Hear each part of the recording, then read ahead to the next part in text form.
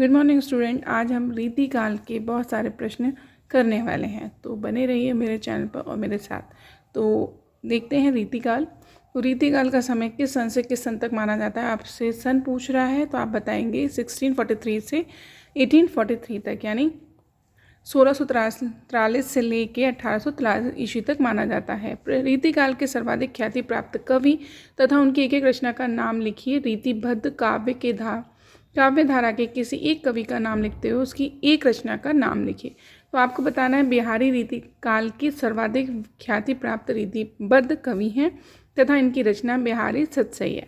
रीतिकाल के ऐसे दो कवियों के नाम लिखिए जिन्होंने इस युग में रीति परंपरा से हटकर वीर काव्य लिखे हों। इनकी एक एक कृतियों के नाम भी लिखिए।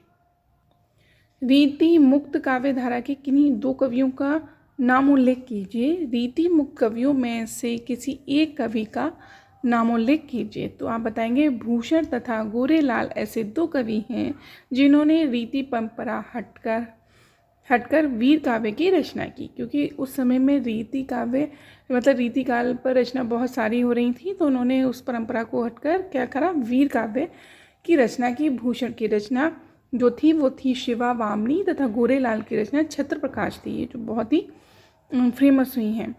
फिर है रसखान कवि का मूल नाम क्या था, इन्होंने किस भाषा में रचना की। तो आप बताएंगे रसखान कवि का मूल नाम सैयद इब्राहिम था।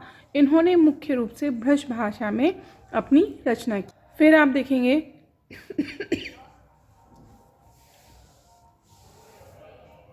देखिए रीति काल के दो आचार्य कवि तथा उनके दो दो रचनाओं के नाम लिखने हैं। तो दो आचार्य कवि थे, उनकी दो दो रचनाएं इस प्रकार हैं। आचार्य केशव तथा आचार्य देव। आचार्य केशव जी ने लिखा रामचंद्रिका तथा रसिक प्रिया, और आचार्य देव ने लिखा देव शतक और भाव विलास। फिर 14 है रीतिकाल के प्रमुख कवि तथा एवं उनकी रचनाओं के नाम लिखिए। रीतिबद्ध कवियों में से किन्हीं दो का नाम उल्लेख कीजिए। रीतिकाल के दो प्रमुख कवि तथा उनकी रचनाओं के नाम भी लिखिए।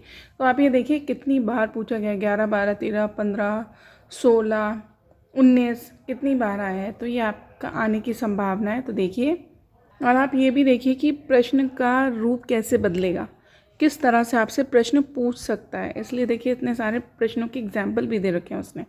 रीति ग्रंथकारों में से किसी दो का नाम उल्लेख कीजिए। केशव दास किस काल के कवि हैं, उनकी किसी एक रचना का नाम लिखिए। रीतिकाल के किसी एक कवि का नाम लिखिए। तो आप बताएंगे रीतिकाल के प्रमुख कवि, रीतिबद्ध कवि एवं उनकी रचना निम्नवत हैं। कवि और रचनाएं केशव दास हैं रामचरित, कवि प्रिया, रसिक प्रिया। भूषण हैं शिवा वामनी, छत्रसाल दशक, शिवराज भूषण। मतीराम हैं रसराज, मतीराम, सतसई, ललित ललाम।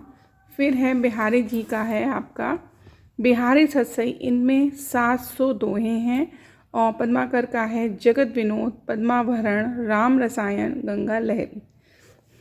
फिर आप देखेंगे रीतिकाल की प्रमुख प्रवृत्तियों या विशेषताओं पर संक्षेप में प्रकाश डालिए। देखिए ये आया है 11, 12, 13, 14, 15, 16, 17, 18 में पूछा गया, 20, 19 सब में आया है। ये प्रश्न घुमा दिए हैं। जैसे रीतिकाल की किन्हीं दो प्रमुख प्रवृत्तियाँ विशेषताओं का उल्लेख कीजिए, उस काल के दो कवियों के नाम लिखिए। या आपसे कह रहा है रीतिकाल की प्रमुख दो प्रवृत्तियों का उल्लेख कीजिए। रीतिकाल की प्रमुख प्रवृत्तियाँ या विशेषताएं इस प्रकार हैं। रीतिकाल या लक्षण ग्रंथों की रचना, श्रृंगार रस की प्रधानता, काव्य में कला पक्ष की प्रधानता, मुक्तक काव्य की प्रमुखता, आश्रयदाताओं की प्रशंसा।